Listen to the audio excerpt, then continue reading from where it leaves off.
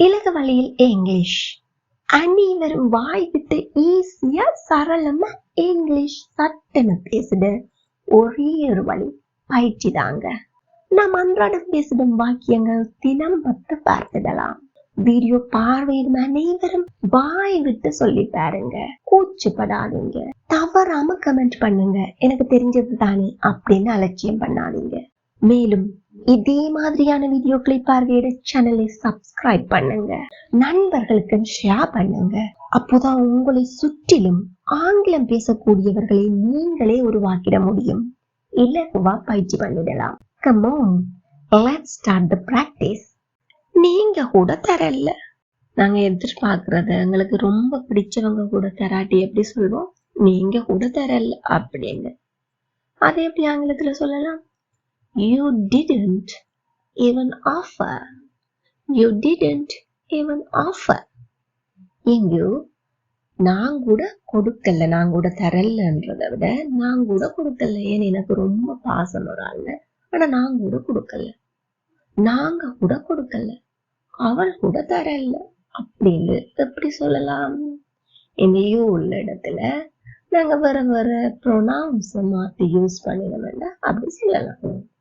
அப்போ எங்களுக்கு யூ என்பது எந்த வகை ப்ரோனவுன் என்பது கட்டாயம் தெரிஞ்சிருக்க வேண்டும் இல்லையா? எந்த ப்ரோனவுன்ல எத்தனையோ வகை இருக்குது, அதுல எதை நாங்கள் இங்கு பயன்படுத்த வேண்டும் என்பது தெரிய வேண்டும். யூ என்பது எந்த வகை ப்ரோனவுன்?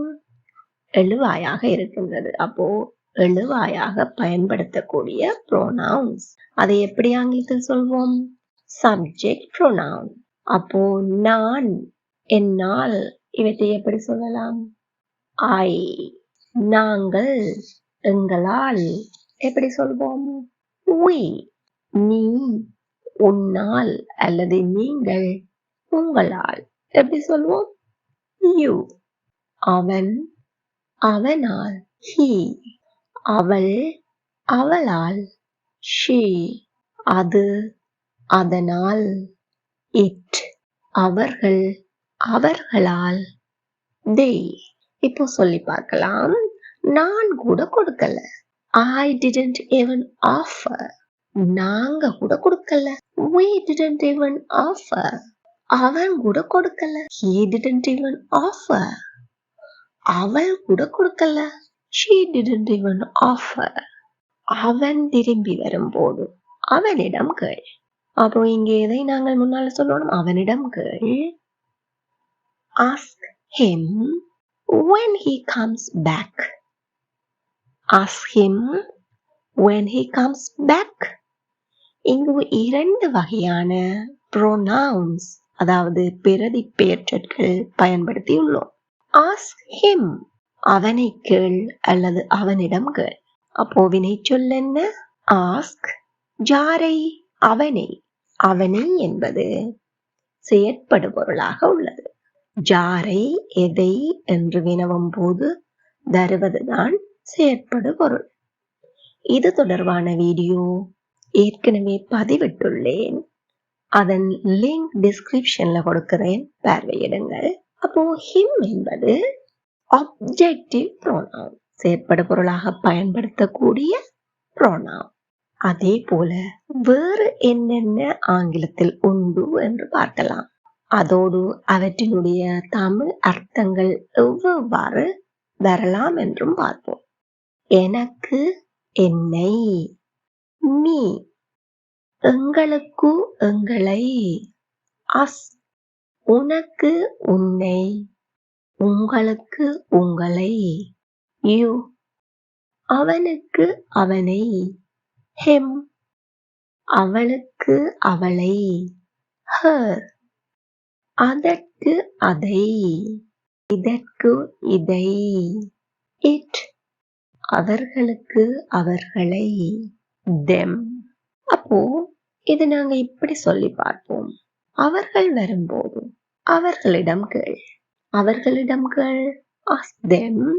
அவர்கள் வரும்போது when they. very good. come back. ஏன் முதல்ல நாங்க comes போட்டோம்? he என்பது ஒருமை, சிங்குலர். நேற்றைய வீடியோவிலையும் சொன்னான், சிங்குலர் வரும்போது வினைச்சொல் எஸ் வடிவத்தில் இருக்க வேண்டும். when he comes back, when she comes back. ஆனால் when they come back, அவர்கள் பன்மை பல, அப்போ come back. ask them when they come back, ask them when they come back. குறும்பு பண்ணாதே, இதை இரு வழிகளில் சொல்லலாம். பெயர் சொல்லை பாவித்து அப்படி செய்யாதே என்று சொல்லலாம். பெயர் சொல்லை விவரிக்கும் சொல்லை சொல்லி அட்ஜெக்டிவ சொல்லி அப்படி இராதே அப்படி என்றும் சொல்லலாம். இதுவும் நேற்றும் பார்த்தோம். குறும்பு என்பதற்கு ஆங்கில சொல் என்ன? மிஸ்சீவ். குறும்புக்கார அல்லது குறும்புத்தனமான மிஸ்சீவஸ். அப்போ don't do mischief, don't be mischievous. எங்கூட சேர்ந்து சொல்லி பாருங்க. don't do mischief, don't be mischievous. இது ஒரு வரப்பிரசாதம். வரப்பிரசாதம் அதை எப்படி ஆங்கிலத்துல சொல்வோம்? boon, boon. இதுவே சாபம், பயனற்றது அப்படின்னு எப்படி சொல்வோம்? bane, bane. இங்க என்ன சொல்ல போன்றோம்? இது ஒரு வரப்பிரசாதம். எங்கூட சேர்ந்து சொல்லுங்க. this is a boon. again, this is a boon. அடுத்தவங்க என்னை பற்றி என்ன நினைப்பாங்க என்று எனக்கு கவலை இல்லை. நிச்சயமாக இந்த தனம் உங்களிடம் இருக்க வேண்டும். குறிப்பாக ஆங்கில பேச்சு பயிற்சி செய்யும் போது அடுத்தவங்க என்ன நினைப்பாங்கன்னு நினைக்கவே வேண்டாம். எப்படி இதை ஆங்கிலத்துல சொல்லலாம்? எனக்கு கவலை இல்லை. I don't bother. எதை பற்றி? அடுத்தவங்க என்னை பற்றி என்ன நினைப்பாங்கன்னு. What others think of me.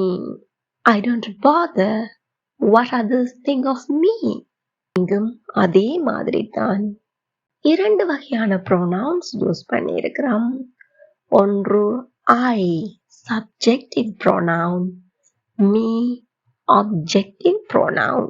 அப்போ அது ரெண்டையும் நாங்கள் மாற்றி மாற்றி போடும்போது வெவ்வேறுபட்ட வாக்கியங்களை உருவாக்க முடியும். உதாரணத்துக்கு பார்ப்போம். அடுத்தவங்க அவனை பற்றி என்ன நினைப்பாங்க என்று அவனுக்கு கவலை இல்லை. he singular s வடிவத்தில் verb சொல்ல போறோம். he doesn't bother what others think of him. he doesn't bother what others think of him. இது நடக்குமென்று நான் நினைத்து கூட பார்க்கல. இது நடக்குமென்று நான் நினைத்து கூட பார்க்கல. I never thought that this will happen. ஏன் இறந்த காலமும் எதிர்காலமும் பயன்படுத்தி இருக்கின்றோம்? நினைத்து கூட பார்க்கல இறந்த காலம். அப்போ அங்க எதை நீங்கள் நினைத்து பார்க்கல? இனி நடைபெற போகின்ற விடயத்தை. அதனால்தான் இறந்த காலமும் எதிர்காலமும் வந்திருக்கின்றன. நெவர் அப்படி என்றால் ஒரு போதும் இல்லை. அதற்கு பிறகு நாங்கள் இன்னொரு எதிர்மறை சொல் பயன்படுத்த வேண்டுமா?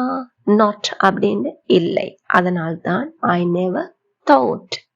இறந்த கால எதிர்மறை சொல் என்று சொல்லி நீங்கள் didn't பயன்படுத்த வேண்டிய தேவை இல்லை.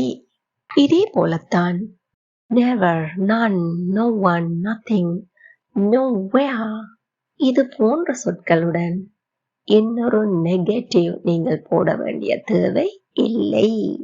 இதற்கு ஒரு ஷார்ட்ஸ் வீடியோ உண்டு. அதனுடைய லிங்கும் டிஸ்கிரிப்ஷன்ல கொடுக்கிறேன். ஒரு போதும் திரும்பி வராதே. அகெயின் என்ன பாவிக்கின்றோம்? ஒரு போதும். never come back. ஏதாவது கோபம் வந்துட்டது, அவ என்ன சொல்லுவாங்க? எப்பயுமே திரும்பி வராத, பிடிக்கல உங்களுக்கு. never come back. எங்கூட சேர்ந்து சொல்லி பாருங்க. never come back. ஒரு போதும் அதை செய்யாதே. அப்ப எப்படி சொல்வீங்க? never do it, never do it. ஒரு போதும் அதை திரும்பி செய்யாதே. never do it again, never do it again. மேலும் யோசித்து சொல். ஒரு கேள்வி கேட்குறீங்க, இல்லை ஒப்பீனியன் கேட்குறீங்க, டக்குன்னு ஒன்று சொல்றாங்க, எங்களுக்கு அதுல சாட்டிஸ்ஃபேக்ஷன் இல்லை, திருப்தி இல்லை, இன்னும் யோசித்து சொல் அப்படின்னு சொல்றீங்க. எப்படி சொல்வோம்? Think it over and tell me. Think it over and tell me. உங்களுக்கு சொல்ல சொன்னபடியா அப்படி சொல்றீங்க. இதுவே மேலும் யோசித்து சொல் இன்னொரு ஆளுக்கு, அவனுக்கு இல்ல அவளுக்கு அப்படின்னு சொன்னா எப்படி சொல்வீங்க? Think it over and tell him. Think it over and tell her. Think it over and tell them. அவனோட சேராத. Don't mingle with him. Don't mingle with him. இங்கேயும் பார்த்தீங்கன்னா தெரியும் உங்களுக்கு ஆப்ஜெக்டிவ் ப்ரோனவுன் பயன்பாடு உண்டு. அப்போ இதையே நீங்கள் அவளோட சேராத, அவர்களோட சேராத, எங்களோட சேராத, சேர தேவையில்லை அப்படின்னு சொல்லி அங்க மற்ற ஆப்ஜெக்டிவ் ப்ரோனவுன்ஸை சேர்த்து பயன்படுத்தி கொள்ளலாம். அவளுடைய நடவடிக்கைகள் சரியில்லை. அவளுடைய her activities aren't good. எங்கூட சேர்ந்து சொல்லுங்க. Her activities aren't good. இங்கு her என்பது அவளுடைய உடைமையை குறிக்கின்ற ஒரு பெயர் சொல்லை விவரிக்கும் சொல்லாக adjective-ஆக இருக்கின்றது. அப்போ இதை நாங்கள் எப்படி சொல்வோம்? possessive adjective அப்படின்னு சொல்வோம். இதே போல மற்ற adjectives-ஐயும் பார்ப்போமா? possessive adjectives. என்னுடைய, my, எங்களுடைய, our, உன்னுடைய, உங்களுடைய, your, அவனுடைய, his, அவளுடைய, her, அதனுடைய, its. இங்கு ஒரு விடயம் ஞாபகத்தில் வைத்துக் கொள்ளுங்க, நீங்கள் apostrophe பயன்படுத்த கூடாது. பயன்படுத்தினால் அதனுடைய அர்த்தம் வேறு. இட் இஸ் என்கின்ற மீனிங் எடுக்கும். அவர்களுடைய இரண்டு சொற்கள் இருக்கின்றன. THEIR their, THERE their, THEIR their அவர்களுடைய, THERE their அங்கே, here இங்கே, there அங்கே. இப்போ உங்களுக்கான நேரம். அவளோடு சேராதே, இது ஒரு சாபம். அவள் திரும்பி வரும்போது அவளிடம் கேள். எப்படி ஆங்கிலத்துல சொல்லலாம்? சரி பிள்ளை எதுவுமே யோசிக்காம நிச்சயமாக கமெண்ட் பண்ணுங்க. வீடியோ பிடிச்சிருந்தா please like, share and subscribe. Thank you for watching.